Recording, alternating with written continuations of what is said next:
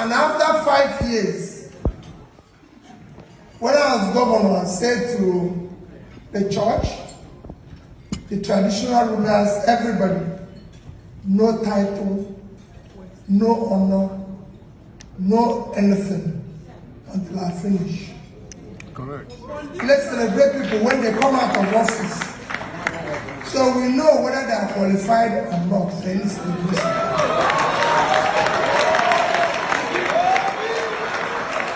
Because what we do is that, because of it, I tell people, I have about 11 universities now that have written me for PhD. And I've said to 11 of them, if I wanted PhD, I'll read for it. Not that I'm against honorary degree, but they were all giving it to me when I was in office. And again, I said to them, part of the problem we face as a country is that I have worked in office. You hardly come across somebody who will tell you the truth. We celebrate people, celebrate nothing, and in the end, ruin the whole thing. I thank all of you for this evening, and let me apologize again. This event was supposed to start by 7. I know it started at 7:30. I got to the airport. Air Canada decided to delay their flight for 2 hours. You know, I'm used to flight delay in Nigeria. So, if it was in Nigeria, I wouldn't have apologized. You would have understood. But when I got here and they said it's 2 hours, I can't argue with them. I can't do anything. But I felt a sense of, you know, something you're not expected to happen. When it happened, I said, I feel a sense of, how can this happen? You know, because in Nigeria, I go,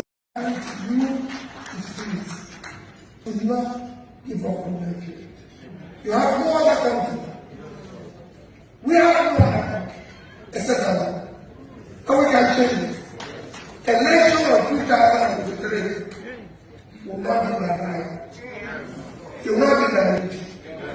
It will not be entitlement. It will not be by any consideration, no connection. It must be based on character, competence, capacity, and commitment.